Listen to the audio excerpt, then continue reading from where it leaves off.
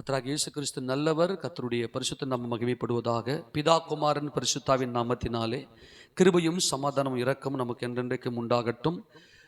ஒரு வேத பகுதியை நாம் வாசிக்கலாம். ஒரு வேத வசனத்தை வாசித்து நம் தேவ செய்திக்கு கடந்து போகலாம். நீதிமொழிகளின் புத்தகம் 13வது அதிகாரம் 19வது வசனத்தை நாம் வாசிக்கலாம். நீதிமொழிகள் 13:19.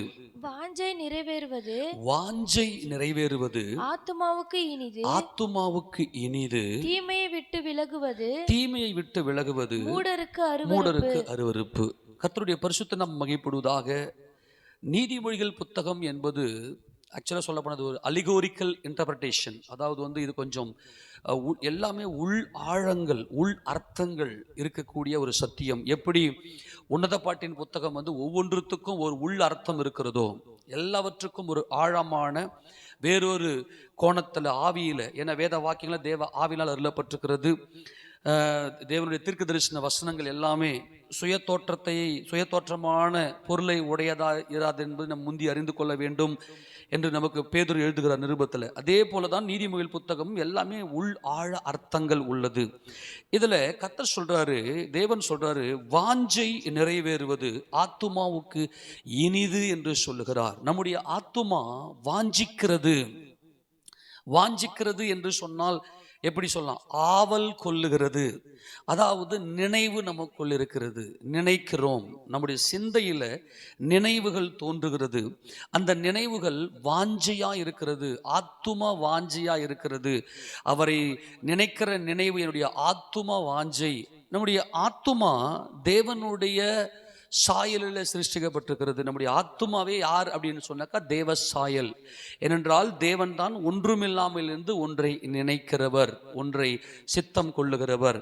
அதே தேவ சாயலில் நம்ம தேவன் படைத்திருக்கிறார். நாம் தேவனுடைய பிள்ளைகளாய் இருக்கிறோம். ஆமென் சொல்லாமா? அப்போ நம்முடைய ஆத்துமாவுடைய அந்த வாஞ்சை, அந்த ஆத்துமாவில் நமக்கு வரக்கூடிய அந்த நினைவுகளை, அந்த ஆவல்களை யார் நிறைவேற்ற முடியும் என்றால் நமது தேவனாகிய கர்த்தர் தான் நம்முடைய ஆத்தும வாஞ்சையை நிறைவேற்ற முடியும். வாஞ்சை நிறைவேறுவது ஆத்துமாவுக்கு இனிது என்று சொல்லுகிறார். அது ஒரு இனிமை. அந்த இனிமை, அந்த ஸ்வீட், அந்த ஒரு ஸ்வீட்னஸ் நமக்குள்ள இல்லை அப்படின்னா நம்மளுக்கு வாழறதுக்கே பிடிக்காது. ஏன்னா மனிதன் அவன் மனசுக்குள்ள ஏதோ ஒரு இனிமை இருக்கிறதுனால தான் அவன் என்ன பண்றான்னா இந்த உலகத்துல வாழ முடிகிறது. நல்லா கவனிங்க, உலகத்தில் இருக்கிற எல்லா மனிதர்களையும் தேவன் நேசிக்கிறார். ஏனென்றால் தேவன் தம்முடைய சாயலின்படியும் தம்முடைய ரூபத்தின்படியும் பிள்ளைகளை அவர் சிருஷ்டித்திருக்கிறார். நம்ம எல்லாருமே தேவனுடைய பிள்ளைகளாக இருக்கிறோம். அப்படி ஒவ்வொரு ஆத்மாவுக்கும் வரக்கூடிய அந்த வாஞ்சையை நிறைவேற்றுவது நமது தேவனாய் இருக்கிறார். வாஞ்சை நிறைவேறுவது ஆத்மாவுக்கு இனிது என்று சொல்லுகிறார். ஒரு ஸ்வீட்னஸ், ஒரு இன்பமானது. கர்த்தரை துதித்தலே இன்பமும் ஏற்றதுமா இருக்கிறது. நம்ம கர்த்தரை துதிப்பது இன்பமா இருக்கிறது, அது ஏற்றதா இருக்கிறது.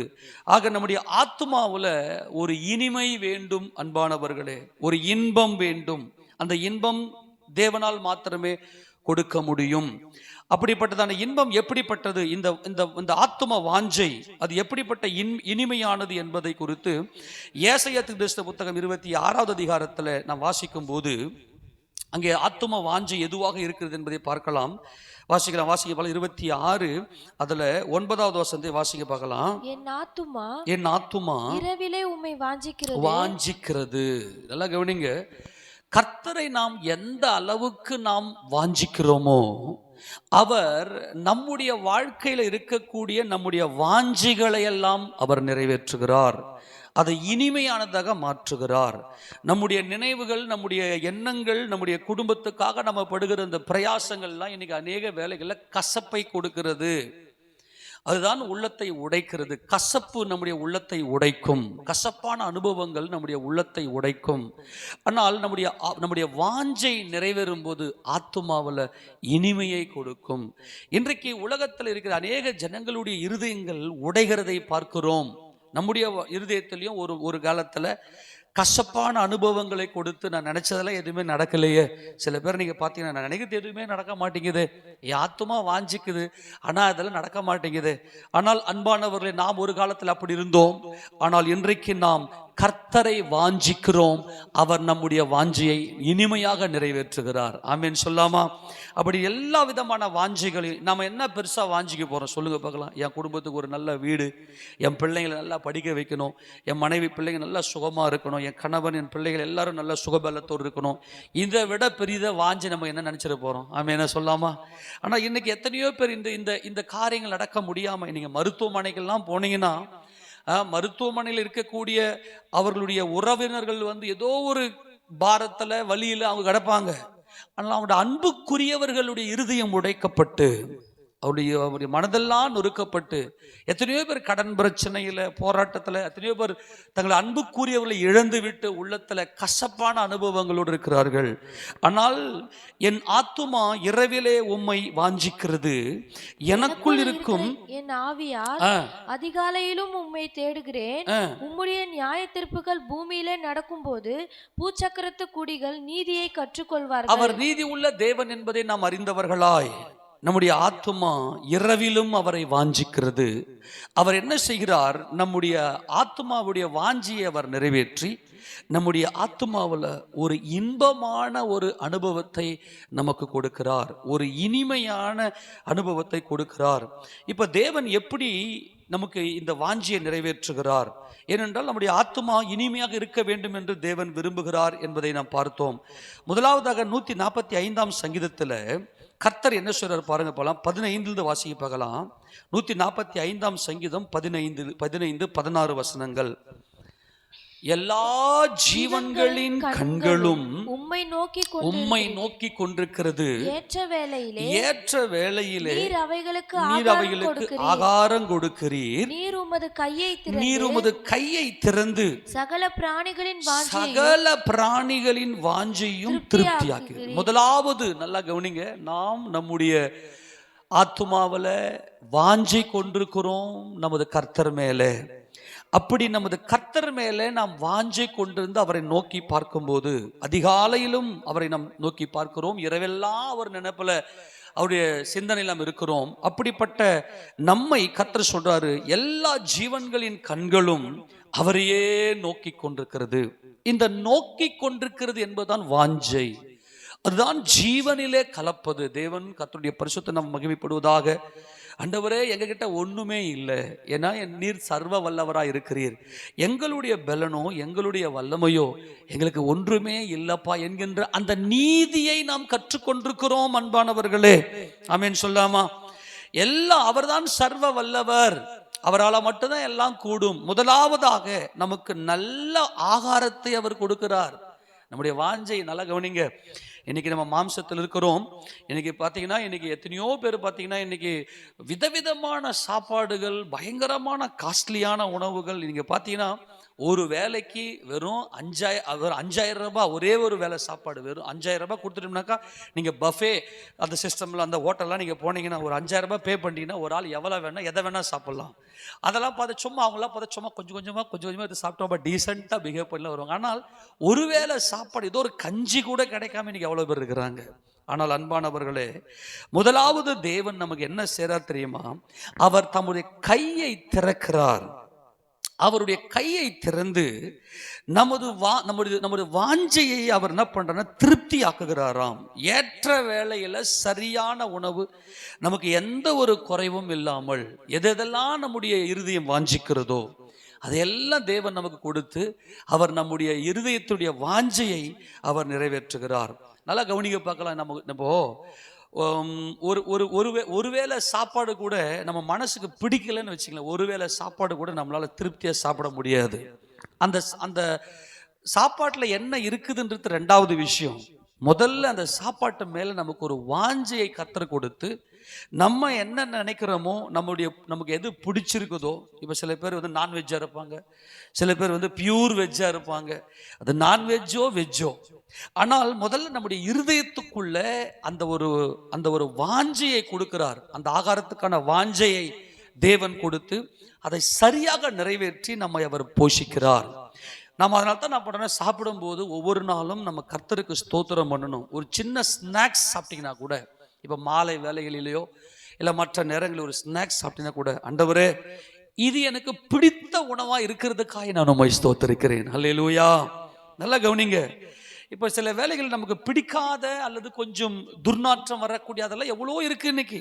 கொஞ்சம் அதெல்லாம் வெளியே ஓப்பனாக சொன்ன ஒரு மாதிரி இருக்கும். எத்தனையோ பிள்ளைங்க குப்பை தொட்டியில் இருக்கக்கூடிய அந்த உணவுகளுக்காக இன்னைக்கு எவ்வளவு பேர், நல்லா கொஞ்சம் யோசித்து பாருங்க. எவ்வளவோ காரியங்கள் இன்னைக்கு வேற ஒரு விதமா நடந்து கொண்டிருக்கிறது. ஆனால் முதலாவது நம்முடைய தேவன் நம்முடைய ஆத்தும வாஞ்சையை நிறைவேற்றுகிறார். அப்படி நம்முடைய ஆத்தும வாஞ்சை நிறைவேறும் போது நம்முடைய ஆத்துமாவில் ஒரு இனிமையான ஒரு அனுபவம் வருகிறது. ஒரு இனிமையான ஒரு அனுபவம் வருகிறது. நான் அடிக்கடி சொல்லுவேன் இல்லையா, ஒரு முறை நான் திருவள்ளாங்காடு பகுதியில் கறி வாங்கலான்னு சொல்லிட்டு நான் போனேன். அப்போ ஒருத்தர் என்ன பண்ணாருன்னா, அந்த கறி கடைக்காரர் என்ன பண்ணார், ஒரு பெரிய எலும்பு எடுத்து போட்டார். என்னங்க இவ்வளோ பெரிய எலும்பு போடுறீங்களே, எடையை அடைச்சிக்கமேன்னு. அவர் சொன்னார், இதை பற்றி உங்களுக்கு தெரியாதுங்க, இதை நீ நல்லா வேக வச்சு இதுக்கு உள்ளே இருக்கிற அந்த மஜ்ஜியை எடுத்து கொடுங்க, அந்த பிள்ளை சாப்பிட்டு அந்த ஆத்துமா குளிருங்கன்னாரு. அது எப்படி அவருக்கு இந்த ரகசியம் தெரிஞ்சது தெரியல. அவர் ரட்சிக்கப்படாத ஒரு ஆள். அவர் சொல்கிறாரு, இதை சாப்பிடும்போது அந்த நல்லா அந்த ஆத்மாவில் ஒரு ஒரு ஒரு குளிர்ச்சி இருக்குங்க, இதை சாப்பிட்டு பாருங்க, குழந்தைங்களுக்கு கொடுங்க அப்படின்னு ரொம்ப பேசினார். நான் எதுக்கு சொல்கிறேன்னா, முதலாவது நமது கர்த்தர் நம்முடைய உள்ளம் எதெல்லாம் வாஞ்சிக்கிறதோ அந்த வாஞ்சைக்கு ஏற்ற உணவை ஏற்ற வேளையில கர்த்தர் தான் கொடுக்கிறார். இதுதான் உமது நீதியை கற்றுக்கொள்வார்கள். யார் யாரெல்லாம் கர்த்தர் மேல வாஞ்சியா இருக்கிறாங்களோ அவங்க இரவிலும் அவர் மேல வாஞ்சியா இருப்பாங்க, அவர் அதிகாலையில தேடுவாங்க. அவர்கள் நீதியை கற்றுக்கொண்டவர்கள் இவங்க என்ன செய்வாங்கன்னா, ஆண்டவரே என் கைபலன் இல்லப்பா, உங்க கையை நீங்க திறக்கிறீங்க, என் ஆத்துமா வாஞ்சையாய் திருப்தியா இருக்கிறது. ஆமேனா. என் ஆத்துமா வாஞ்சித்ததெல்லாம் நீங்க கொடுத்து என்னை திருப்தி படுத்துறீங்க ஆண்டவரே. கறியை விரும்பினா கறியை கொடுக்குறாரு, மீனை விரும்பினா மீனை கொடுக்குறாரு. நம்முடைய மனசுக்குள்ள இப்போ நம்ம ஒரு ஷெட்யூல் போட்டு வச்சிருப்போம், இன்னைக்கு சண்டேக்கு என்னென்னா செய்யலாம். சரி, வீக் டேஸில் ஒரு வீக் மிடில் இந்த நான்வெஜ்ஜை சாப்பிடலாம் அல்லது இதெல்லாம் செய்யலாம்னு சொல்லிட்டு நம்மளையே மீறி ஒரு சில வாஞ்சைகள் நம்முடைய இருதயத்தில் ஏற்படும். அந்த வாஞ்சைகளை கர்த்தர் தான் நமக்கு நிறைவேற்றுகிறார். அவர் கையை திறக்கிறாராம், அது எல்லா ஜீவ பிராணிகளுடைய வாஞ்சையும் அவர் நிறைவேற்றுகிறாராம். அவருடைய இரக்கத்துக்காய் நம்ம எல்லாம் கலந்து சோதரிக்கலாமா? அதனால பிள்ளைங்களுக்கு சொல்லி கொடுங்க. சின்ன பிள்ளைங்க வளரும் போதே அந்த பிள்ளைங்களுக்கு சொல்லி கொடுக்கணும். பார்த்தியா, உனக்கு பிடிச்சதை கர்த்தர், உன் மனசுக்கு பிடிச்சதை கர்த்தர் கொடுக்குறார். எதை வாங்கி கொடுத்தாலும் அந்த பிள்ளைகளுக்கு சொல்லி கொடுக்கணும், உன் வாஞ்சையை கர்த்தர் திருப்தி ஆக்குகிறார். உனக்கு எவ்வளவு இன்பமா இருக்கிறது. ஆமேன்னு சொல்லுங்க பார்க்கலாம். இப்போ சம்மர் சீசன், நிறைய ஐஸ்கிரீம்லாம் வரும், நிறைய ஐஸ் அந்த மாதிரி குளிர்பானங்கள்லாம் வரும். பிள்ளைங்க அதுக்கெல்லாம் ஆசைப்படும். அந்த பிள்ளைங்களுடைய வாஞ்சை, அந்த பிள்ளையுடைய வாஞ்சை, எங்களுக்கு இந்த ஐஸ்கிரீம் எங்களுக்கு வேணும், இப்படிப்பட்டதான இந்த சாக்லேட் எங்களுக்கு வேணும். அந்த பிள்ளைங்களுக்கு சொல்லி கொடுக்கணும், கர்த்தர் எவ்வளவு நல்லவர். ஆமேனா. உன் ஆத்துமாவை இன்பமாக்குறாரே, அதுக்கு தான் நீதியை கற்றுக்கொள்ள வேண்டும். என் கர்த்தர் கிருபையாய் இந்த காரியங்களை எல்லாம் செய்து முடிக்கிறவராக இருக்கிறார். என் ஆத்தும வாஞ்சியை திருப்தி ஆக்குகிறார் என்பதை. அது மாத்திரமல்ல அன்பானவர்களே, நம்ம இன்னொரு வசனத்தை நம்ம வாசிக்கலாம். 136வது சங்கீதத்தை திருப்பி கொள்ளும் போது அந்த வேத பகுதியில் கர்த்தருடைய வேதம் நமக்கு சொல்லுகிறது. எடுத்து வாசிங்க பார்க்கலாம். 25வது வசனத்தை வாசிங்க பார்க்கலாம். மாம்ச தேகமுள்ள யாவுக்கும் ஆகாரம் கொடுக்கிறவரை துதியுங்கள், அவர் கிருபை என்றும் உள்ளது. நம்முடைய வாஞ்சையை நிறைவேற்றி நம்முடைய ஆத்மாவில் ஒரு இன்பமானதை கொடுக்கிறார். மாம்ச தேகமுள்ள எல்லாவற்றுக்கும் அவர் ஆகாரம் கொடுக்கிறார். இன்றைக்கு நம்ம வீட்டில் இருக்கக்கூடிய நம்முடைய சட்டியில கறி வேகுது, கறி வெந்திருக்கிறது அல்லது மீன் வெந்திருக்கிறது அப்படின்னா அதை நீங்க ஸ்தோத்திரம் பண்ணுங்க. அதை கர்த்தர் நமக்கு ஆயத்தப்படுத்தி நம்முடைய இருதயம் வாஞ்சிக்கிறதை அதை சரியாய் நமக்கு கொடுத்து அவர் கிருபையாய் நமக்கு அந்த மகிமையை வெளிப்படுத்தி காண்பிக்கிறார். பரலோகத்தின் தேவனை துதியுங்கள், அவர் கிருபை என்றும் உள்ளது. அதனால நம்ம சாப்பிடும் போது நல்ல ஸ்தோத்திரம் பண்ணுங்க. எல்லாவற்றையும் தேவன் நமக்கு ஆயத்தப்படுத்தி வைத்து விட்டு நம்முடைய இருதயத்துக்குள்ள இருக்கக்கூடிய வாஞ்சையை அவர் நிறைவேற்றி நமக்குள்ள ஒரு இன்பமான ஒரு அனுபவத்தை கொடுக்கிறார். இப்போ நமக்குள்ள நைட்டில் கூட ஏன் நமக்கு நல்லா தூக்கம் வருது தெரியுமா? நம்ம நல்லா ஏதோ டைட்டா வயிறு முட்டி நம்ம சாப்பிட்டுட்டோம், அதனால உண்ட மயக்கம் தொண்டனுக்கும் உண்டு அப்படின்னு சொல்லுவாங்க இல்லையா? அந்த மாதிரி உண்ட மயக்கத்தில் நம்ம தூங்குறோன்னு மட்டும் நினைக்காதீங்க. மனசுக்குள்ள நம்முடைய வாஞ்சையை நிறைவேற்றி அங்க ஒரு சாப்பிட்ட ஒரு இனிமை நமக்கு இருக்கும். அந்த இனிமையில தான், அந்த மனதில் தான் நம்ம தூங்குறோமே தவிர மனம் தூங்காமல் நம்முடைய சரீரம் தூங்காது. தூக்கம் அப்படின்னா என்னன்னா, அது மனம் தூங்குவது, நம்முடைய ஆத்துமா தூங்குவது. அப்போ ஆத்துமாவில் ஒரு இன்பம் இருக்கிறதுனால தான் மனுஷனுக்கு நல்ல தூக்கம் வருது. சில பேருக்கு நல்ல கொரட்டை வரும் நைட்டில் தூங்கும்போது நல்லா. அதுக்கு என்ன காரணம் தெரியுமா? அந்த ஆத்துமாவில் ஒரு இன்பம் இருக்கும். அப்படியே நல்லா சாப்பிட்டுட்டு, அது ஃபிசிக்கலி நிறைய ப்ராப்ளங்கள் இருந்தாலும் உண்மையிலேயே பார்த்தீங்கன்னா நல்லா சாப்பிட்டன்ற ஒரு திருப்தி அங்கே இருக்கும். அதனால் அவர் என்ன செய்கிறார் அப்படின்னா, நம்முடைய ஆத்மாவில் நம்முடைய எதெல்லாம் வாஞ்சிக்கிறதோ அந்த வாஞ்சியெல்லாம் அவர் நிறைவேற்றி அந்த ஆத்மாவுக்குள்ள ஒரு இன்பமான காரியத்தை, நமக்கு இன்பமான அனுபவத்தை நமக்கு கொடுத்து நமக்கு சந்தோஷமாய் தேவன் வைத்திருக்கிறார். கண்டிப்பாக சொல்கிறேன், அப்படிப்பட்டதான தேவன் கொடுக்கிற அந்த ஆகாரத்தில் நிச்சயமாக வியாதி இருக்காது. ஆமேன் சொல்லாமா? அதில் கண்டிப்பாக வியாதி இருக்காது. அது கர்த்தர் நமக்கு அதுக்கு ஆகாரமாக கொடுக்கிறார், அது ஜீவனாக கொடுக்கிறார். அது எப்படி கொடுக்கிறார் அப்படின்னாக்கா, குலமகனாக தேவன் நம்மை பிரசங்கின் புத்தகத்தில் வாசிக்கும் போது குலமகனாக ஏற்ற வேளையில் ராஜ போஜனத்தை கர்த்தர் வாசிங்க பார்க்கலாம். 10:17 வாசிங்க. பிரசங்கி 10:17 இல்ல 16 வாசிங்களேன். ராஜா சிறு பிள்ளையுமாய் பிரபுக்கள் அதிகாலமே உண்ணுகிறவர்களுமாய் இருக்கப்பட்ட தேசமே உனக்கு ஐயோ.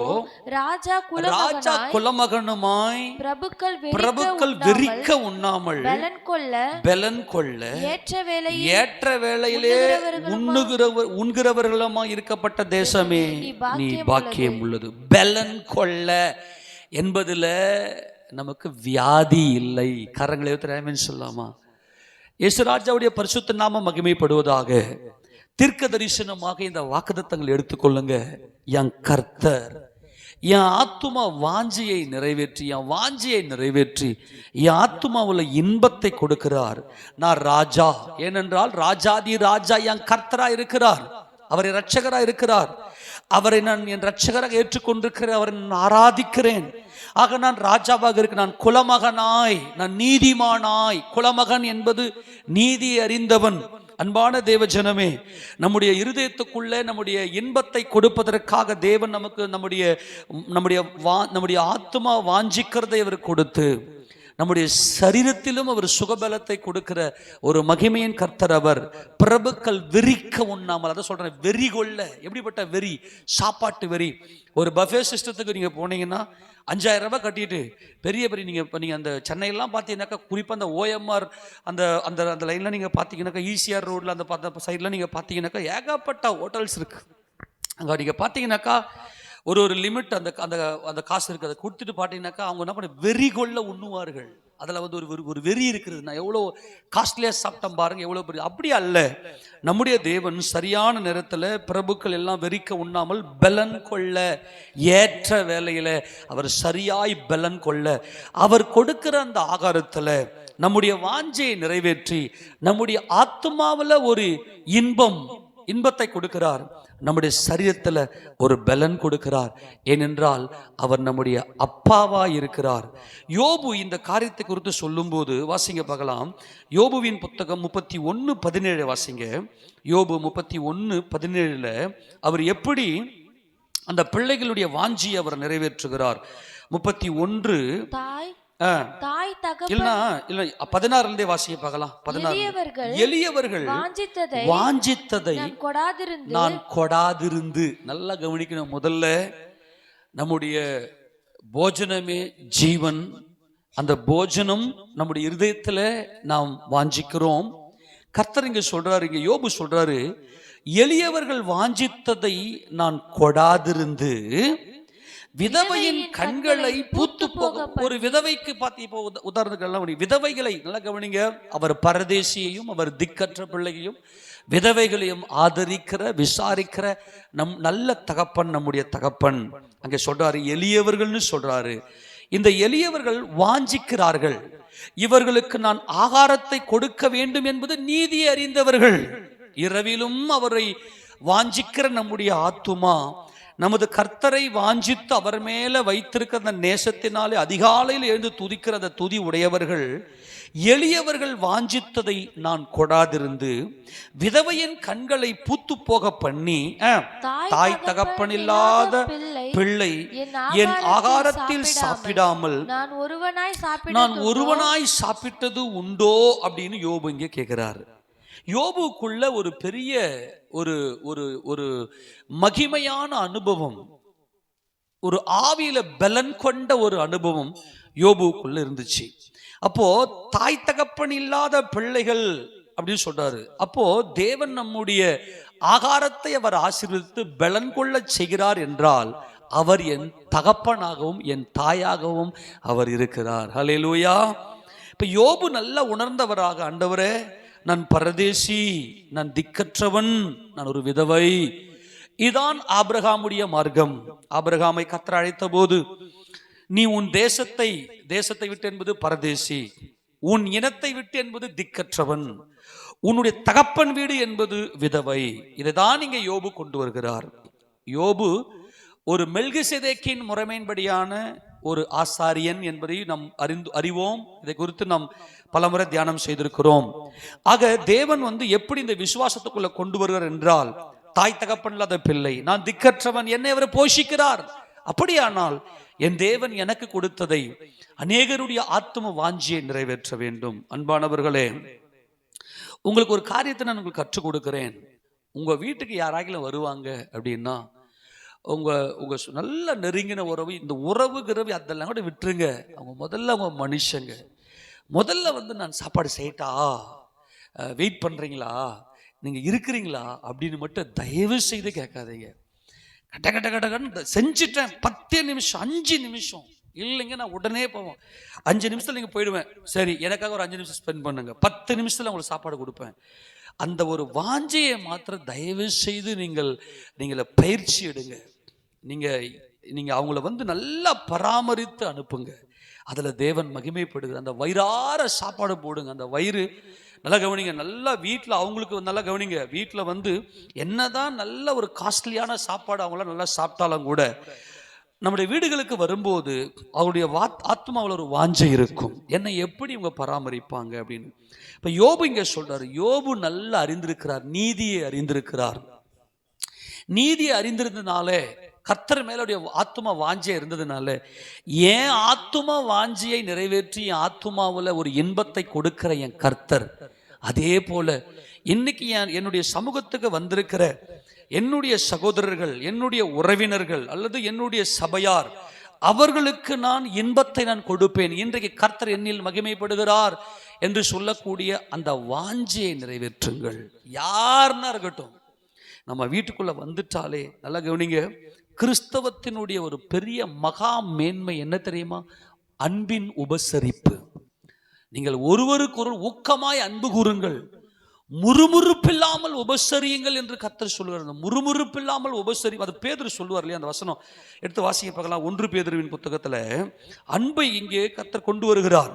என்னடா, நாம் எல்லாரும் தேவனுடைய கிறிஸ்துவின் அன்பை புரிந்தவர்கள். 4:8 வாசிக்க பார்க்கலாம். எல்லாவற்றுக்கும் மேலாக ஒருவரில் ஒருவர் ஊக்கமான அன்புள்ளவர்களாய் இருங்கள், அன்பு திரளான பாவங்களை மூடும். அப்புறம் முறுமுறுப்பில்லாமல் ஒருவரை ஒருவர் உபசரியுங்கள். இந்த முறுமுறுப்பில்லாமல் ஒருவரை ஒருவர் உபசரிக்கிறதுனா என்ன தெரியுமா? முறுமுறுப்புனா என்ன தெரியுமா? யான் கை பலத்துல நான் சாப்பிட்றேன், எனக்கு நல்ல சாப்பாடு கிடைக்கலையே. இஸ்ரவேல் ஜனங்கள் அவர்கள் வனாந்தரத்தில் வந்தபோது கர்த்தருக்கு விரோதமாக முறுமுறுத்தார்கள். ஏன் வாஞ்சையை நிறைவேற்ற மாட்டேங்கிறீங்க? எனக்கு இப்படிப்பட்ட ஆசை இருக்குது. ஆனால் கர்த்தர் மேல் வாஞ்சை உடையவர்கள், என் கர்த்தர் என்னை அதுதான் யோபு சொல்றார், என் கர்த்தர் என்னை போஷிக்கிறார், நான் என் இருதயம் வாஞ்சித்ததை எல்லாம் என் கர்த்தர் நிறைவேற்றி என் இருதயத்துக்குள்ள இன்பத்தை கொடுக்கிறார். இதுதான் முறுமுறுப்பு இல்லாமல் இருப்பது. அப்படியானால் என் சகோதரர்கள் வந்திருக்கிறார்கள், தேவ சாயில சிருஷ்டிக்கப்பட்ட தேவ பிள்ளைகள் வந்திருக்கிறார்கள், என் வீட்டுக்குள்ள வந்திருக்கிறாங்க, அவர்களுடைய வாஞ்சியை நான் நிறைவேற்றுவேன். அவங்க மனசுல எவ்வளவு இன்பம் இருக்கும். போயிட்டு வந்து சொல்லுவாங்க, நாங்க இங்க போயிட்டு வந்தோமே, இங்கே நாங்கள் இந்த பிரியாணி சாப்பிட்டோமே, எவ்வளவோ விஷயங்கள் இருக்கும், நடந்த விஷயங்கள். ஆனால் சாப்பிட்டது தான் சொல்லுவாங்க தெரியுமா? நான் கூட உண்மையிலே சொல்லுவேன், எங்கே போனாலும் நான் உடனே இதெல்லாம் சாப்பிட்டோமா அப்படின்னு சொல்லுவேன், ஃபோன் பண்ணி தான் சொல்லுவேன். ஏன்? அது ஆத்துமாவில் ஒரு இன்பத்தை கொடுக்கும். அதனால நான் என்ன சொல்றேன், முதல்ல கர்த்தர் என் வாஞ்சியை அவர் நிறைவேற்றுகிறார் என்பது அந்த அன்பு அவர் மேல் இருக்குமே, ஆனால் நான் முறுமுறுப்பில்லாமல் உபசரிப்போம். முதல்ல செலவு பண்ணுங்க, வந்தவர்களுக்கு ஏதாகிலும் ஒன்று ஒரு ஒரு ஒரு ஒரு போஜனத்தை ஆயத்தப்படுத்தி அவருடைய வாஞ்சியை நிறைவேற்றுங்க, அவருடைய மனதுக்குள்ள இன்பத்தை கொடுங்க. அவங்க சொல்லுவாங்க, இல்லை இப்பதான் நான் சாப்பிட்டுட்டு வந்தேன். இல்லை, நீங்க ஒரு பிடி கை நினைச்சிட்டு போங்க. அப்பெல்லாம் சொல்ல, கை நினைச்சிட்டு போங்க, கை நினைச்சிட்டு போங்கன்னுவாங்க. அது எவ்வளவு குளிர்ச்சியா இருக்கு தெரியுமா? அதெல்லாம் எனக்கு மறைஞ்சு போச்சு. அன்னைக்கு பயந்தாங்க, ஐயோ நம்ம அவங்கள கை நினைக்காம அனுப்புறோமே, அவங்கள கை நினைக்காம அனுப்பிச்சிட்டு போறோமே, அது ஒரு பெரிய தப்பா இருக்கமேன்னு சொல்லிட்டு வீட்டுக்கு வந்தவங்கள நீங்க கை நினைச்சிட்டு தான் நீங்க போகணும். அது ஒரு நல்ல ஒரு அறநெறியா இருந்துச்சு தமிழ் கல்ச்சர்ல, அது நல்ல ஒரு அறநெறியா இருந்துச்சு. ஆனா இன்னைக்கு அதெல்லாம் இன்னைக்கு வேற மாதிரி போயிடுச்சு. இன்னைக்கு வரவனே என்ன சாப்பாடை வாங்கிட்டு வந்து வீட்டில் சாப்பிட்டு போற மாதிரி ஆகி போச்சு இன்னைக்கு. அன்பானவர்களே, அன்பாய் சொல்லுகிறேன், கர்த்தர் என் ஆத்துமா வாஞ்சியை நிறைவேற்றி என் ஆத்துமாவுல இன்பத்தை கொடுக்கிறார். அந்த இன்பம் எனக்கு பூர்ணமா இருக்கிறது என்பதை நீங்கள் நினைத்துக் கொள்ளுங்கள். நீதிமொழிகள் புத்தகத்தில் வாசிங்க, இன்னொரு வசந்த வாசிங்க, 11:17 நினைக்கிறேன், வாசி பார்க்கலாம். நீதிமொழிகள் 11:17 அவர் எப்படிப்பட்ட நன்மையை கொடுக்கிறார்? நன்மை, தயையுள்ள மனுஷன் தன் ஆத்துமாவுக்கு நன்மை செய்து கொள்ளுகிறான். நீ எவ்வளவுக்கு எவ்வளவு தயவு பாராட்டுறியோ உன் ஆத்துமாவுக்கு நீ என்ன செய்து கொள்றியா? நீ நன்மை செய்து கொள்றன்னு சொல்றாரு. நீங்க தயவுள்ளவர்களா இருங்க. இப்ப கர்த்தர் இந்த வசனத்தை நம்ம வாசித்த இல்லையா? இப்ப மறுபடியும் இந்த வசனத்தை வாசிக்க, 13:19 வாஞ்சை நிறைவேறுவது ஆத்துமாவுக்கு இனிது, தீமையை விட்டு விலகுவது மூடருக்கு அருவருப்பு. அப்போ இந்த இடத்துல தீமைக்கு எதிர்ப்பதம் என்னது? நன்மை. நன்மை தீமை அறியத்தக்க விருட்சத்தை மனுஷன் புசித்து விட்டு அவனால நன்மை செய்ய முடியல. நன்மை அப்படின்னாவே சகோதரருடைய உள்ளத்தை குளிரச் செய்வது. ஆனால் தீமை செய்கிறவன் அவன் தீமையை விட்டு விலகுவது அவனுக்கு அருவருப்பா இருக்குமாம். அவன் என்ன செய்ய மாட்டான்னா, மற்றவருடைய நன்மையை நாடமாட்டான், மற்றவருடைய மனதை குளிரச் செய்ய மாட்டான். நல்லா கவனிக்கணும். இந்த தீமை என்பது பிசாசினால் உண்டானது. பிசாசால நன்மை செய்யவே முடியாது. ஆனால் கர்த்தர் சொல்றாரு, தீமையை விட்டு விலகுவது மூடருக்கு அருவருப்பாம். ஆனால் ரட்சிக்கப்பட்டவர்கள், என் கர்த்தர் மேல நான் வாஞ்சியா இருக்கிறேன், அவர் என்னுடைய வாஞ்சியை நிறைவேற்றுகிறவர், அவர்தான் எனக்கு எல்லாம் என்கின்ற அந்த ஜீவனை நோக்கி பார்த்தவர்கள் மாத்திரம்தான் இந்த நன்மை செய்ய முடியும். ஆக நாம எவ்வளவுக்கு எவ்வளவு மற்றவர்களுக்கு தயவு பாராட்டுகிறோமோ அது அவ்வளவு நாம் தேவனிடம் நெருங்குகிறதா இருப்போம். ஒரே ஒரு வசனத்துல அப்போஸ்தலன் பவுல் புதிய ஏற்பாட்டு சபையில அவர் என்ன செய்கிறார் என்றால், நான் என் கர்த்தர் மேல நான் வாஞ்சியா இருக்கிறேன், என் சகோதரர்களுக்கு நான் நன்மை செய்கிறேன். அந்த நன்மையை குறித்து அவர் சொல்லும்போது ரோமர் 2வது அதிகாரம் 10வது வசனத்தை வாசிக்கலாம். ரோமர் 2:10 வாசிக்க பார்க்கலாம். ரோமர் 2:10 முன்பு யூதரிலும் பின்பு கிரேக்கரிலும் எவன் நன்மை செய்கிறானோ அவனுக்கு மகிமையும் கனமும் சமாதானமும் உண்டாகும். நல்லா கவனித்துக் கொள்ளுங்க.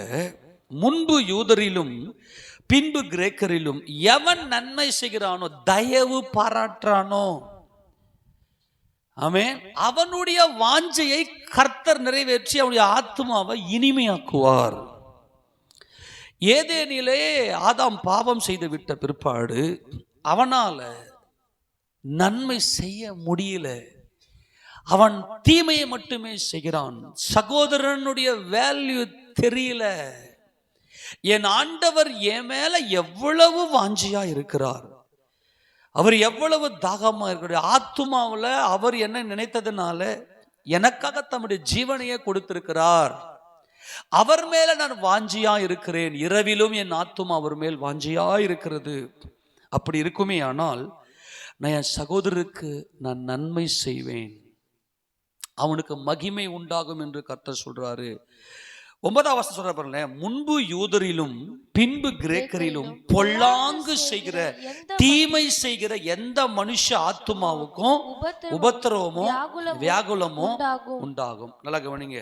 இப்ப சில வேளைகளில் நம்ம என்ன நினைப்போம்னா, பாவம்னா என்ன, நம்மளா ஒரு நம்முடைய மாம்சீக மனுஷிக ஆவியில இதுதான் பாவம் நினைச்சுன்னு உட்கார்ந்துருப்போம். நம்ம வீட்டுக்கு வந்த ஒருவரை உபசரியாமல் அனுப்புவோமே ஆனால், நம்முடைய சகோதரர்களை எங்கேயோ ஒரு இடத்துல பார்க்குறோம், வாங்க பிரதர் ஒரு டீ சாப்பிடலாம், டீ சாப்பிட்டே பேசலாம். இந்த உபசரிப்பு நமக்குள்ள இல்லை என்றால் கர்த்தர் மேல் நாம் வாஞ்சை உள்ளவர்களாக இல்லை என்பது நிரூபணம் ஆகிறது. அவர்களை நாம் போஷித்து அவர்களை பராமரிக்க வேண்டும் என்பது நம்முடைய கடமையா இருக்கிறது. அன்பானவர்களே, கர்த்தர் யான் வாஞ்சியை நிறைவேற்றுகிறார், என் ஆத்துமாவில் அவர் இனிமையை கொடுக்கிறார் என்று உணர்வதுதான் நீதி. எனக்கு இனிமையை கொடுக்கிறார், அவர் கையை திறந்து என்னை போஷிக்கிறார். அப்படியானால் என் சகோதரர் மேல நான் எவ்வளவு வாஞ்சை உடையவனாக இருக்க வேண்டும், சகோதரன் மேல வாஞ்சையாக இருக்க வேண்டும், பொல்லாங்கு செய்யக்கூடாது. சகோதர சிநேகம் யூத கல்ச்சர்ல, யூத கலாச்சாரத்துல என்ன கலாச்சாரம் அப்படின்னா, யாராக எங்க வீட்டுக்கு வந்துட்டாங்கன்னா அவனுக்கு முன்னாடி அப்பத்தை வச்சே ஆகணும். அவன் போயிட்டு கதவு தட்டுறான், சகோதரன் சிநேகிதனே, இப்போதான் வழி பிரயாணமே என் ஃப்ரெண்டு ஒருத்தன் வந்தான், அவன் இப்போ என் வீட்டுக்கு வந்துக்கிறான், அவனுக்கு முன்னாடி வைக்கிறதுக்கு என்கிட்ட அப்பம் எதுவுமே இல்லைப்பா. ஓடுறான், ஐயோ இது தேவனுடைய குடும்பம் இல்லையே. யான் வாஞ்சியை நிறைவேற்றின என் கர்த்தர், என் ஆத்துமாவுக்குள்ள இன்பத்தை கொடுத்த என் கர்த்தர், அது சத்தியம் என்றால் நான் நன்மை செய்கிறவனாக இருக்க வேண்டும், நான் தீமை செய்கிறவனாக பொல்லாங்கு செய்கிறவனாக இருக்கக்கூடாது. அப்போ அவனுக்கு முன்னாடி அப்பத்தை வச்சு பிட்டு அதை சாப்பிடுவாங்க. இப்போ அவன் என்ன பண்ணுறான்னா, இல்லை என் பிள்ளைங்களோடு கூட நான் படுத்துட்டேன், நான் இப்போ ஏந்து கொடுக்க முடியும், ஏந்து என் பிள்ளைங்கள டிஸ்டர்பன்ஸ் ஆகிடும், இல்லை வருந்தி கேட்கிறான், வருந்தி கேட்கறது நிமித்தமாவது அவன் எழுந்து அவனுக்கு என்ன பண்ணுவானா, அந்த அப்பத்தை கொடுப்பான்றாரு. அப்போ என்ன சொல்ல வர, நல்லா கவனிங்க. பொல்லாங்கு அப்படின்னா நம்ம என்ன நினைக்கிறோம்னா, ஏதோ நான் பெருசாக யாருக்கும் துரோகம்லாம் பண்ணல. நல்லா கவனிக்கணும், இந்த உலகத்தில் தேவன் அவர் நல்லவர், அவர் இரக்கமுள்ளவர் என்பதற்கு சாட்சியே நாம தான். ஆமேன்னு சொல்லாமா? என்னை கண்டவன் என் பிதாவை கண்டான் என்று கர்த்தர் இந்த பூமியில வாழ்ந்தாரே, நான் என் இயேசு ராஜாவுக்கு நான் வாசலா இருக்கிறேன், அந்த அன்பு எனக்குள்ள நிலைத்திருக்கும். என் கர்த்தர் என் மேல வாஞ்சியா இருக்கிறார், நான் அவர் மேல வாஞ்சியா இருக்கிறேன், அவருடைய பிரமாணங்களை நான் கற்றுக்கொள்வேன். அன்பான தேவஜனமே, இந்த இடத்துல கர்த்தர் சொல்றாரு, முன்பு யூதரிலும் பின்பு கிரேக்கரிலும் பொல்லாங்கு செய்கிற எந்த மனுஷ ஆத்துமாவுக்கும் உபத்திரமோ வியாகுலமோ உண்டாகும். எல்லாம் கவனிக்கணும். இப்போ நம்ம வீடுகளில் இப்போ வீட்டு கூட்டெல்லாம் வச்சோம்னாக்கா சில பேர் என்ன பண்ணுவாங்கன்னா, சாப்பாடு செய்கிறதுலாம் சில பேர் நிறைய பேர் யோசிப்பாங்க, ஒரு ஸ்நாக்ஸ் மட்டும் கொடுத்து அமைச்சிடலாம். அன்பாய் சொல்லுகிறேன், அது பொல்லாங்கு.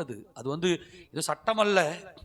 கிறிஸ்துவனுடைய அன்பின் வாஞ்சை உள்ள இருக்கும்னா அவங்க அவ்வளவு உற்சாகமாய், என் சகோதரர்களை நான் போஷிக்க போகிறேன், நான் நன்மை செய்ய போகிறேன், என் சகோதரிய மனதை குளிர்ச்சிவேன், என் கர்த்தர் என் வாஞ்சையெல்லாம் நிறைவேற்றி என் ஆத்துமாவை அவர் இன்பமாய், ஸ்வீட்னஸ் ஆக ஒரு இன்பம் என் ஆத்துமாவுக்குள் இருக்கிறது என்பதை அவள் உணர்ந்தாங்கன்னா அவ்வளவு உற்சாகமா இருப்பாங்க. அதனால உங்களுக்கு அன்பாய் சொல்லுகிறேன், முறுமுறுப்பு இல்லாமல் உபசரிங்கள் என்பது, இந்த முறுமுறுப்பு என்பது வெறி கொண்டவர்கள். இஸ்ரவேல் ஜனங்கள் வனாந்தரத்தில் வந்தபோது முறுமுறுத்தார்கள், ஆனால் கர்த்தர் அவர்களை போஷித்தார், அவர்களை பராமரித்தார். அதனால இந்த ஆத்தும வாஞ்சை, முதலாவது கிறிஸ்துவுக்குள்ளாக இந்த ஆத்தும வாஞ்சை, சகோதர சிநேகத்தின் மேல இருக்கக்கூடிய அந்த வாஞ்சை, நன்மை செய்ய வேண்டும், தயை செய்வது, அதுதான் வாஞ்சை.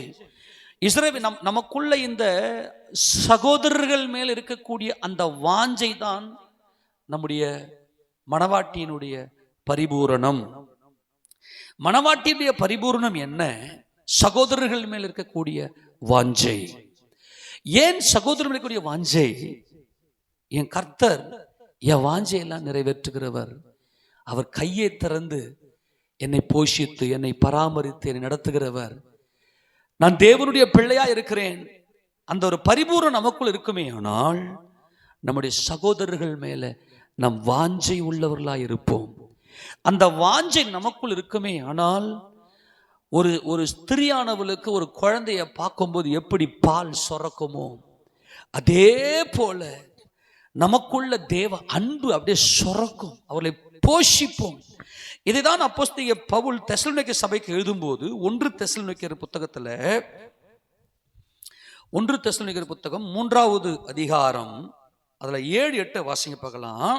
சகோதரரே, இல்லம்மா, 1 தெசலோனிக்கேயர் 2வது அதிகாரம் 7-8. உங்களிடத்தில் பட்சமாய் நடந்து கொண்டோம், பால் கொடுக்கிற தாயானவள் தன் பிள்ளைகளை காப்பாற்றுகிறது போல நாங்கள் உங்கள் மேல் வாஞ்சையாயிருந்து. நல்லா கவனிங்க, நாங்க உங்க மேல எப்படி இருந்தோம் அன்பானவர்களே? கர்த்தர் என் வாஞ்சியை நிறைவேற்றி என் ஆத்துமாவை இன்பமாக்குகிறார் என்பது நன்மை செய்கிறவன். நன்மை செய்கிறவன் சகோதர சிநேகம் உடையவன், சகோதர வாஞ்சை உடையவன். நன்மை செய்கிறவன் தன் சகோதரனுக்கு தயை பாராட்டுகிறவன், தன் சகோதரிக்கு பொல்லாங்கு நினையாதவன். பொல்லாங்கு நினைக்காதவன் என்ன அர்த்தம்னா, என் பிரதர் வந்திருக்கிறார், அந்த அன்பு மேலோங்கி இருக்கும். ஒரு தாய், ஒரு பால் கொடுக்கிற ஒரு தாயானவள், அது என்னது? நேச்சுரல் அன்பு. அது எப்படி அந்த தாய்க்கு அந்த பால் சுரக்குமோ, அது போல நான் உங்க மேல அவ்வளவு வாஞ்சியா இருந்து தேவனுடைய சுவிசேஷத்தை உங்களுக்கு கொடுத்ததும் அல்லாமல் நீங்கள் எங்களுக்கு பிரியமானவர்களானபடியினால் எங்கள் ஜீவனையும் கொடுக்க உங்களுக்கு நாங்கள் மனதாயிருந்தோம். ஏன்? என் மனசுல இன்பம் இருக்கிறது. என் கர்த்தர் என்னை போஷிக்கிறார், என் கர்த்தனுக்காக ஜீவனையை கொடுத்திருக்கிறார். அந்த ஸ்வீட்னஸ், அந்த இன்பம் எனக்குள் இருக்கிறதுனால என் ஜீவனையும் உங்களுக்காக கொடுப்பதற்கு நாங்கள் தயாராக இருக்கிறோம். ஆக இந்த மன வாஞ்சை என்பதுதான் பூர்ணமாக்கப்பட்ட மனவாட்டி சபை. எப்படி? அப்போஸ்தலன் பவுல் சொல்றாரு, பிலிப்பியருக்கு எழுதும்போது எடுத்துக்கொள்ளுங்களேன். பிலிப்பியருக்கு நிருபத்தை எடுத்தும்போது அந்த வாஞ்சியை குறித்து நான் உங்க மேல எவ்வளவு வாஞ்சியா இருக்கிறேன், அதனால தான் உங்களுக்கு நான் வல்லமையாய் சுவிசேஷத்தை பிரசங்கித்தேன். 1:8 வாசிங்க. முதல்ல ஒண்ணா பார்த்து அப்படியே போலாம். வாசிங்க போல 1:8. இயேசு கிறிஸ்துவின் உருக்கமான அன்பிலே உங்க எல்லார் மேலும் எவ்வளவோ வாஞ்சியா இருக்கிறேன் என்பதற்கு தேவனே எனக்கு சாட்சிப்பா. அப்பா, இந்த வாஞ்சை தான் என்னை பூர்ணப்படுத்துகிறது. உங்கள் மேல் நான் வைத்திருக்கிற இந்த வாஞ்சை, ஏனென்றால் என் ஆண்டவராகிய இயேசு கிறிஸ்துடைய உருக்கமான அன்பு என் வாஞ்சியை நிறைவேற்றுகிறது. அவர் எனக்கான எல்லாவற்றையும் செயல்படுத்துகிற தேவன், அவர் மகிமையின் கர்த்தர். அவர்தான் என்னுடைய மனதுக்குள்ள இன்பத்தை கொடுத்திருக்கிறார். அந்த இன்பம் எனக்குள் இருக்கிறதுனால அந்த இன்பம் தான் உங்கள் மேல் இருக்கிற வாஞ்சை. ஆமெனா? அந்த இயேசு ராஜாவுக்கு நன்றி சொல்லக்கூடிய அந்த உருக்கமான அன்பு, அந்த நீதியை அறிந்திருக்கணும். ஆண்டவரே, உங்க கிருபைப்பா, என் கைபலன் இல்லை ஆண்டவரே, நான் இதுவரைக்கும் நிர்மூலமாக இருப்பதும் கிருபைப்பா. உருக்கமான அன்பு ஆண்டவரே, இந்த உருக்கமான இந்த அன்பினாலே, அந்த அன்பு எனக்குள் இருக்கிறதுனாலே நான், நல்லா கவனிங்களேன், நான் உங்க மேல எவ்வளவு வாஞ்சியா இருக்கிறவர்களுக்கு தேவனே சாட்சி. இந்த சகோதர சிநேகம் உனக்கு நன்மை செய்வதற்காகத்தான் நான் இருக்கிறேன். காரணம், உன் வாஞ்சியை நிறைவேற்றுவதற்காகத்தான் நான் இருக்கிறேன். உங்க மேல நான் எவ்வளவு வாஞ்சியா இருக்கிறேன் என்பதை பாருங்கள். அப்போஸ்தலன் பவுலுக்குள்ளே பரிசுத்தவான்களுக்கு முன்பு யூதரிலும் பின்பு கிரேக்கரிலும் நன்மை செய்கிற எந்த ஆத்தும் மகிமை அடையும். சகோதரர்கள் மேல எவ்வளவு வாஞ்சியா நீ இருக்கிறியோ அவ்வளவு ஆக்டிவா எழுந்து நம்ம என்ன செய்யணும்? காலையில எழுந்து தன்னுடைய வீட்டாருக்கு ஆகாரத்தை ஆயத்தப்படுத்துவது, அது மனோவாஞ்சை. இந்த மனோவாஞ்சையை குறித்தெல்லாம் நிறைய பார்த்துக்கினே இருக்கலாம். நான் சிம்பிளா சொல்லி நான் முடிக்கிறேன். நல்லா கவனிங்க. இந்த வாஞ்சி, யான் வாஞ்சியை நிறைவேற்றின கர்த்தர் என்பது அது நீதிமான். அப்படியானால் என் சகோதரர்கள் மேல் நான் எவ்வளவு வாஞ்சியா இருக்கிறேன், என் சகோதரர் மேல நான் எவ்வளவு வாஞ்சியா இருக்கிறேன். நல்லா கவனிங்களேன். இப்ப இன்னொரு வசனத்திலே கூட வாசிங்க. இந்த பிலிப்பு சபைக்கு அவர் எழுதும்போது இன்னொரு வசனத்தை கூட வாசிங்க. 2வது அதிகாரத்தில் எப்பாபிரோதித்தை குறித்து பேசுவார். 25 வாசிங்க பார்க்கலாம். 25 2:25 மேலும் மேலும் என் சகோதரனும் உடன் உடன் வேலையாலும் உடன் சேவகனும் உங்கள் ஸ்தானாபதியும் என் குறைச்சலுக்கு உதவி செய்தனுமான எப்பாபிரோதித்துவை உங்களுக்கு அனுப்ப வேண்டும் என்று எண்ணினேன். அவன் உங்கள் எல்லார் மேலும் வாஞ்சை உள்ளவன். நல்லா கவனிக்கணும், இதுதான் பூர்ணமாக்கப்பட்ட புதிய ஏற்பாட்டு மணவாட்டி சபை. இந்த பிரதர் சகோதர ஸ்நேகம் பிலடெல்பியா உங்க மேல வாஞ்சை அப்படின்னு அர்த்தம். அந்த ஆத்துமாவில் அந்த சகோதர ஸ்நேகம். இன்னைக்கு ஒருத்தரை மாத்தி ஒருத்தரை ஸ்தோத்திரம் கூட சொல்லிக்க மாட்டேங்கிறோம். காலையில எழுந்து ஒரு சகோதர ஸ்நேகத்தில் ஒரு பிரைஸ் தி லார்ட். ஏன் இந்த வாஞ்சை? அந்த ஸ்வீட்னஸ். என் கர்த்தர் தான் எனக்கு எல்லாம். அந்த இன்பம் எனக்குள் இருக்கிறதுனால என் சகோதரர்கள் மேல வாஞ்சியா இருக்கிறேன், என் சொந்த பந்தங்கள் மேல நான் வாஞ்சியா இருக்கிறேன், நான் உற்சாகமா இருக்கிறேன். என்னங்க இவ்வளவு வாஞ்சியா இருக்கிறீங்க? என் கர்த்தர் என் மேல வாஞ்சியா இருக்கிறாருங்க. என்னை அவர் இன்பமாய் வைத்து. சில பேர் கசப்பு, அது எனக்கு உடம்பு சரியில்லை, என்னாலே முடியல, என்னாலே இதை பண்ண முடியல, கரெக்டா காரணங்களை சொல்லிடுவோம். நல்லா கவனிங்க, நம்ம அலசி பாருங்க, நம்ம எப்படி இருக்கிறோன்னு கொஞ்சம் பார்த்துக்குங்க. நான் மறுபடியும் சொல்றேன், நான் பெரிய நீதிமான்னு சொல்றேனாக்கா நீ கத்துக்கவே முடியாது. நான் நீதியை கற்றுக்கொண்டிருக்கிறேன், என் கர்த்தனை பலப்படுத்துகிறார். அதுதான் புதிய ஏற்பாட்டு சபை. சபைக்குள்ள நம்ம வருவது. இப்போ எப்பாபிரோதித்துவம் இவ்வளோ வாஞ்சை. காரணம் என்ன? என் வாஞ்சையெல்லாம் என் கர்த்தர் நிறைவேற்றுகிறார். எத்தனை பேர் புரிஞ்சு போச்சு? ஆமேனா? என் ராஜா என்னை மகிமையாய் நடத்தி கொண்டிருக்கிறார். என் இருதயத்தில் இன்பம் இருக்கிறது, கசப்பு இல்லை. அவன் சீர்கெட்டவன் யாசா. ஒருவேளை போஜனத்துக்காக தான் சேஷ்ட புத்திர பாகத்தை விற்று போட்ட யாசாவை போல சீர்கெட்டவனா இருக்க வேண்டாம். அவன் இதயத்துல கசப்பு இருக்குன்றாரு. ஆனால் எப்பாபிரோதித்து உங்க மேல எவ்வளவு வாஞ்சியா இருக்குன்னு தெரியுமா? அவன் கஷ்டத்தை வேணாங்க நீங்க சொல்லாதீங்க, அவங்க கேட்டா ரொம்ப அவங்க மனசுக்குள்ள கசப்பு வந்துருங்க. தான் வியாதிப்பட்டதை நீங்கள் அறியக்கூடாது என்று அவன் அவன் அவன் நினைத்தான். ஏன்? என் பிரதர்ஸுடைய மனசு கஷ்டப்படுங்க. சொல்றாரு பாருங்க பவுல், தான் வியாதிப்பட்டதை நீங்கள் கேள்விப்பட்டதினாலே மிகவும் வியாகுலப்படுகிற. ஐயோ நீங்க சொல்லிட்டீங்களா அவங்களுக்கு, அவங்க என் மேல எவ்வளவு வாஞ்சை. இந்த வாஞ்சை தங்க புதிய ஏற்பாட்டு சபை. ஒருவர் மேல் ஒரு வாஞ்சை. உனக்காக ஏதாவது ஒன்று செய்யணும், அந்த சகோதரன் உனக்காக எதனா ஒன்று செய்யணும். காரணம் என்ன? என் கர்த்தருடைய இன்பம். அவர் ஏன் வாஞ்சியை நிறைவேற்றி என் ஆத்துமாவில் அவர் இன்பமா இருக்கிறார். இரவிலும் என் ஆத்துமா அவரை வாஞ்சிக்கிறது. அதனால் தான் நான் அதிகாலையில் எழுந்து என் கர்த்தரை தேடுகிறேன். அவர் எவ்வளவு நல்லவராக இருக்கிறார். இந்த சகோதர ஸ்நேகம் நமக்குள் இருக்குமே. என்னால் யாசாவினுடைய சீர்கட்ட அந்த கசப்பு, இன்பத்துக்கு எதிர்ப்பது என்னது? கசப்பு. அதை வாசிங்க பார்க்கலாம். எபிரேயருக்கு நிருபத்தில் அப்போஸ்தலனாகிய பவுல் சொல்லுவார் பாருங்களேன், நீங்க யாசாவை போல நீங்க என்ன பண்ணாதீங்க, சீர்கட்டவனா இருக்காதீங்க. 12ஆம் அதிகாரம் வாசிங்க 15, 16. எபிரேயர் ஒருவனும் தேவனுடைய கிருபையை இழந்து போகாதபடிக்கு யாதொரு கசப்பு. இந்த கசப்பு ஏன் வருது அப்படின்னா, இவர்கள் நீதியை அறியாதவர்கள், இவர்கள் தீமை செய்கிறவர்கள், தீமையை விட்டு விலகாதவர்கள். தீமையை விட்டு விலகுவது அவனுக்கு அருவருப்பா இருக்கும்னு கர்த்தர் சொன்னாரு. ஆனா நன்மை செய்கிறவர்கள் தேவனால் உண்டாயிருக்கிறான். நன்மை செய்கிறவன் யாரால் உண்டாயிருக்கிறான்? தேவனால் உண்டாயிருக்கிறான். அவன் எப்படிப்பட்டவனா இருப்பான்னா, சகோதரர்கள் மேல அவ்வளவு வாஞ்சை உடையவனா இருக்கிறான். நல்லா கவனிங்க, நீங்க ரட்சிக்கப்பட்டிருக்கிறீங்களோ ரட்சிக்கப்படலையோ அதெல்லாம் நமக்கு தேவையில்லை. நம்ம என்ன செய்யணும்? நம்ம தேவ சமூகத்துல போய் உட்கார்ந்து அவனுடைய அந்த தேவைகள் என்ன இருக்குது என்பதை நம்ம நிறைவேற்றக்கூடிய அளவுக்கு நமக்கு இந்த கசப்பான வேர் நமக்குள்ள இருக்கும்னா நமக்கு சோர்வை கொடுக்கும். கசப்பை உள்ள இருந்துச்சுனாவே சோர்வை கொடுத்துடும். மற்றவருடைய குறைகளை பார்க்க ஆரம்பிச்சிருவோம், என்னென்னமோ காரணத்தை சொல்லுவோம். ஆனால் நமக்குள்ள தேவனுடைய அந்த அன்பு, அந்த ஸ்வீட்னஸ், அந்த இன்பம். இப்போ நீங்க நல்லா கவனிங்களேன், இந்த இன்பம் என்பது, இனிமை என்பது, இனிப்பு என்பது அது ஒரு விசேஷமானது. எல்லாமே சுகர்ல தான் செய்யறாங்க, சக்கரை தான் செய்யறாங்க. லட்டு ஒரு ஸ்மெல்லு, ஜாங்கிரி ஒரு ஸ்மெல்லு,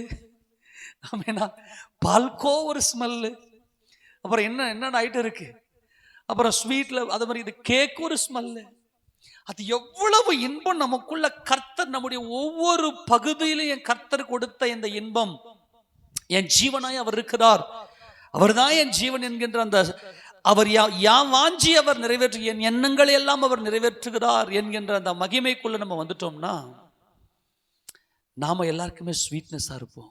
அந்த கசப்பெல்லாம் போயிடும். அப்படிப்பட்ட சீர்கட்டணை இருக்காது.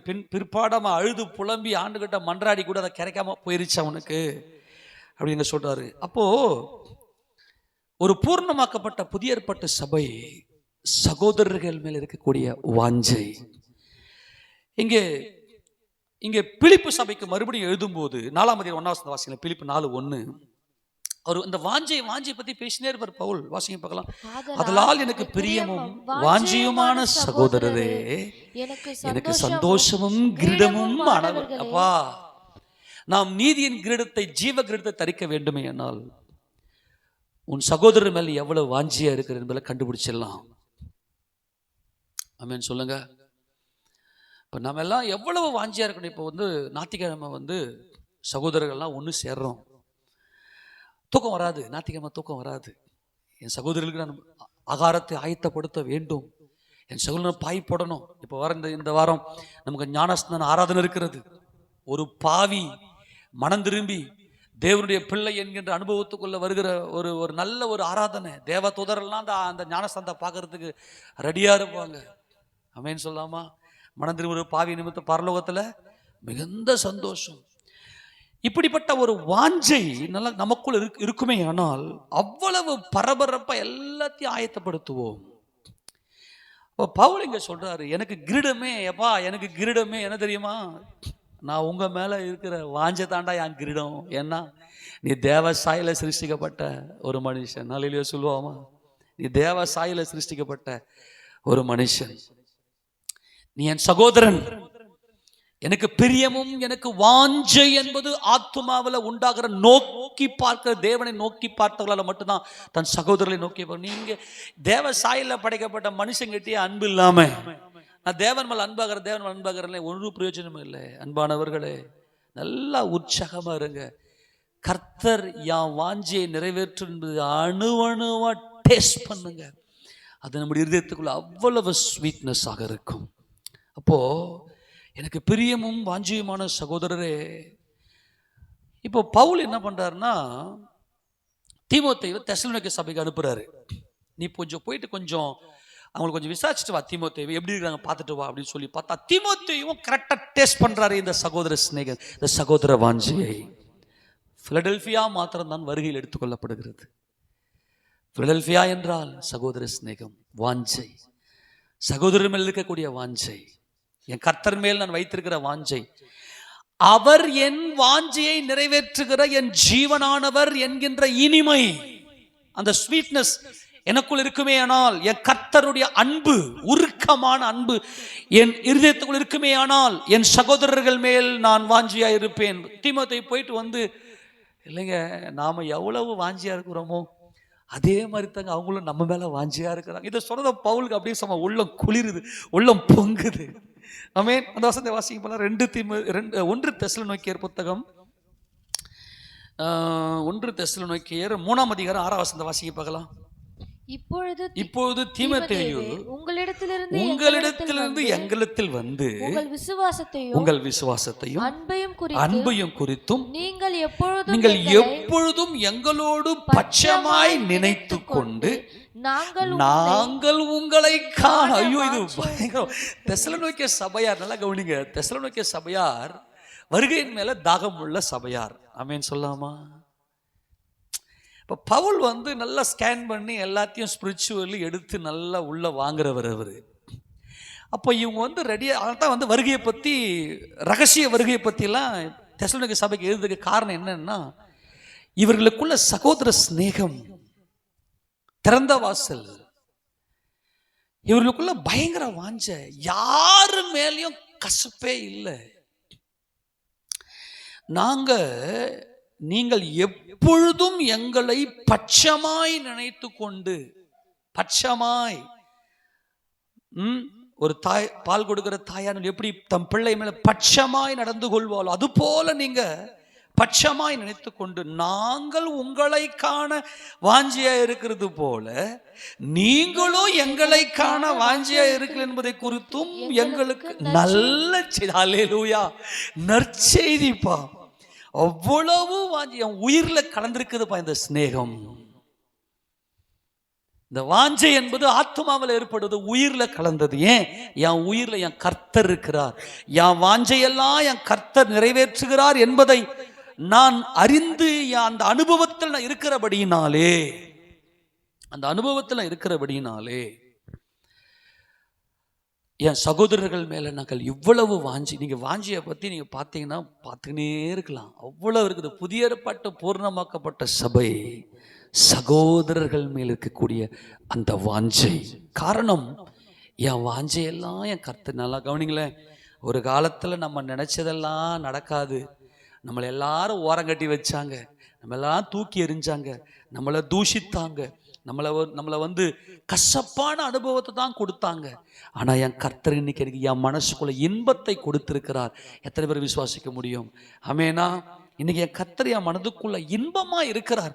அந்த கர்த்தர் மேல இருக்கக்கூடிய அந்த வாஞ்சி இருக்குமே, ஆனால் சகோதரர்கள் மேல அப்படியே டேர்ன் ஆகலாம். நம்ம பரிசுத்த ஆவியானவர் நம்ம மேல வைராகிய வாஞ்சியா இருக்கிறார். நீங்க தெசலோனிக்கே சபையின் மூலமாய்த்தான் பெரோயா பட்டணத்துக்கு சுவிசேஷம் போச்சு. ஆனால் பெரோயா பட்டணத்தில் என்ன செஞ்சாங்கன்னா, மனோவாஞ்சியாய் அவர்கள் வசனத்தை ஏற்றுக்கொண்டு ஆராய்ந்தார்கள். சகோதரர்கள் மேல வாஞ்சை வரணும்னா தேவனுடைய கிறிஸ்துவனுடைய உருக்கமான அன்பு நமக்கு புரிந்திருக்க வேண்டும். என் வாஞ்சியெல்லாம் நிறைவேற்றி எனக்கு இன்பத்தை கொடுக்கிறவர் என் கர்த்தர் என்பதை நீங்கள் ஆராய்ந்து பார்த்தால்தான் சகோதரர்கள் மேல சிநேகம் வரும். அந்த நேரத்தில் எப்படி நம்ம சகோதரன் அந்த வாஞ்சை என்ன செஞ்சிடும் அப்படின்னா, நம்முடைய சகோதரர்களை குளிர்ச்சி ஆகிடும், ஏதோ ஒன்று பண்ணி கொடுத்துரும். ஆமெனா? ஏதோ ஒன்று அந்த நேரத்தில் ஒரு அன்பை இவங்க பரிமாறி அவருடைய தேவை என்ன என்பதை குறித்து வெளிப்படுத்தி விட்டுரும். நல்லா ஒன்று கவனிங்க, கர்த்தருடைய பரிசுத்த நாம மகிமைப்படுவதாக. கர்த்தர் இரக்கமுள்ள தேவன். அவர் இந்த இடத்துல சொல்றாரு, நல்லா கவனிங்க, இந்த பெரோயா பட்டணத்தார அதனால தான் அந்த தெசலோனிக்கே சபையாரை விட இவங்க குணசாலியா இருந்தாங்களாம். இந்த குணசாலினா என்ன? அது தன்னையே பலியாக்குவதான் குணசாலி. என் சகோதரனுக்காக அந்த வசந்த வாசிங்க போகலாம். அப்போஸ்தலர் நடபடிகள் புத்தகத்துல அவர்கள் 17ஆம் அதிகாரம் தானே, 17-11 வாசிங்க பார்க்கலாம். பெரோயா பட்டணத்தார் என்ன பண்ணாங்க? அந்த பட்டணத்தார் மனோவாஞ்சையாய், அல்லேலூயா, அந்த மனோவாஞ்சையாய் அவர்கள் கிறிஸ்துவனுடைய உருக்கமான அன்பு, என் வாஞ்சையெல்லாம் நிறைவேற்றுகிறவர் என் கர்த்தர், அவரை இயேசு ராஜாவை பற்றின அந்த இன்பமான அனுபவம். கர்த்தரை துதித்தலே இன்பம், அது ஏற்றது. அந்த இன்பம், அந்த ஸ்வீட்னஸ் அது அவர்களுக்குள் இருந்தபடினாலே, அந்த மனோவாஞ்சையினாலே அவர்கள் வசனத்தை ஏற்றுக்கொண்டு காரியங்கள் இப்படி இருக்கிறதா என்று தினந்தோறும் வேத வாக்கியங்களை ஆராய்ந்து பார்த்ததினால் தெசலோனிக்கேயில் உள்ளவர்களை பார்க்கிலும் நற்குணசாலிகள். இந்த நற்குணம்னா எதுக்குப்பா நமக்கு? நற்குணசாலினா என்ன? நீ சகோதரர் மேல வைத்திருக்கிற அந்த வாஞ்சை எவ்வளவு? உன் கணவன் மேல நீ எவ்வளவு வாஞ்சியா இருக்கிற? உன் மனைவி மேல நீ எவ்வளவு வாஞ்சியா இருக்கிற? உன் பிள்ளைகள் மேல, உன் சபையார் மேல. சபையார் என்பது அது உருக்கமான அன்பு இருக்க வேண்டும். சபையார் மேல நாங்க எல்லாம் ஒரே சபையார், தேவனுடைய பிள்ளைகள். இதுதான் பூர்ணமாக்கப்பட்ட புதிய ஏற்பட்ட சபை. இந்த நன்மை செய்கிற இந்த குணசாலிகள் தான் மகிமை அடைவார்கள் என்று அப்போஸ்தலனாகிய பவுல் ரோமாபுரிக்கு எழுதினதை நாம் பார்த்தோம். அன்பானவர்களே, நீங்கள் செய்கிற தயை தான் உங்க ஆத்மாவுக்கு நீங்கள் நன்மை செய்து கொள்ளுகிறீர்கள். 119ஆம் சங்கீதம் 20ஆம் வசனத்தை வாசிக்கும் போது, இந்த மனோவாஞ்சை இருந்தால்தான் நாம் வேதத்தை ஆராய்ந்து பார்க்க முடியும். வேகம் எடுத்து வாசிக்க போலாம். 119 சங்கீதம் 20ஆம் வசனம். உமது நியாயங்களின் மேல் என் ஆத்துமா எக்காலமும் வைத்திருக்கிற வாஞ்சையினால் தோய்ந்து போகிறது. ஆத்துமா வசனத்தின் மேல ஒரு வாஞ்சை இருந்துச்சுன்னா தினந்தோறும் வேத வாக்கியங்களை ஆராயலாம். 40ஆம் வசனத்தை வாசி. 119:40. இதோ இதோ உம்முடைய கட்டளைகள் மேல் வாஞ்சையா இருக்கிறேன். அந்த கட்டளையின் மேல வாஞ்சை இருக்குமே ஆனால் உமது நீதியால் என்னை உயிர்ப்பியும். என்னை அந்த உயிர்ப்பிப்பு வந்துவிடும். அந்த ஜீவனுள்ள வாழ்க்கை வந்துவிடும். வேதத்தை நல்லா ஆராய்ந்து பாருங்க. கர்த்தர் சொல்றாரு, உன் வாஞ்சியை நிறைவேற்றுவது நானே, உன் ஆத்துமாவை குளிர பண்ணுவது நானே. ஆக நான் உங்க மேல வாஞ்சியா இருக்கிறேன் என்பதற்கு தேவனே சாட்சி. தேவன் என்னை மகிமைப்படுத்துவார் என்று பவுல் பிலிப்பு சபைக்கு நிருபத்துல தேவனை சாட்சி வச்சு எழுதுறாரு. ஆக கர்த்தருடைய வருகையில நாம் மகிமை அடைய போகிறோம். அந்த மகிமைக்கு எது பாத்திரமாக இருக்கும் என்றால் அந்த உயிர்ப்பிப்பு, அந்த ஜீவனுள்ள வாழ்க்கை.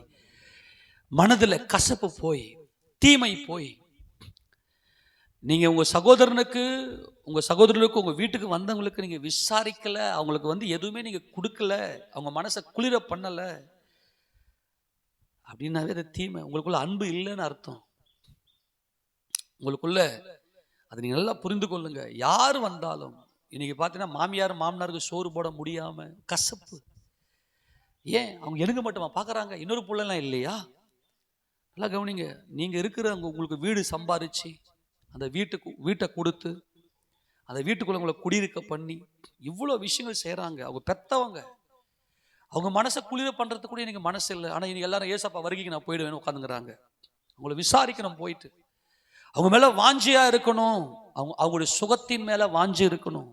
அவங்க நல்லா இருக்கிறாங்களா, என்னை சார்ந்தவர்கள் நல்லா இருக்கிறாங்களா அப்படின்னு சொல்லி அவர்கள் மேலே அந்த மனோ வாஞ்சி இருக்க வேண்டும். அப்போ தேவனுடைய வார்த்தையின் மேலே உங்களுக்கு அந்த மனோ வாஞ்சி இருக்குமே ஆனால் சகோதரர்கள் மேலே நீங்கள் அவ்வளவு வாஞ்சி உடையவர் இருப்பீங்கள்.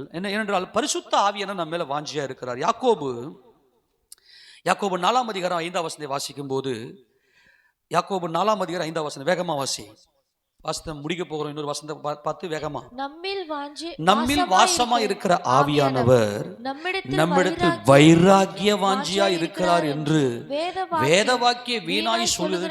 வேத வாக்கியமே சொல்லுதுப்பா, பரிசுத்த ஆவியானவர் நம்ம மேல வைராகியமாய் வாஞ்சையாய். அப்படின்னா அவருடைய ஜீவனில், பரிசுத்த ஆவியானுடைய ஜீவனிலே நாம் இருக்கிறோம். கரங்களை உயர்த்தி என் தேவனை நாம் ஸ்தோத்தரிக்கலாமா? அல்லேலூயா.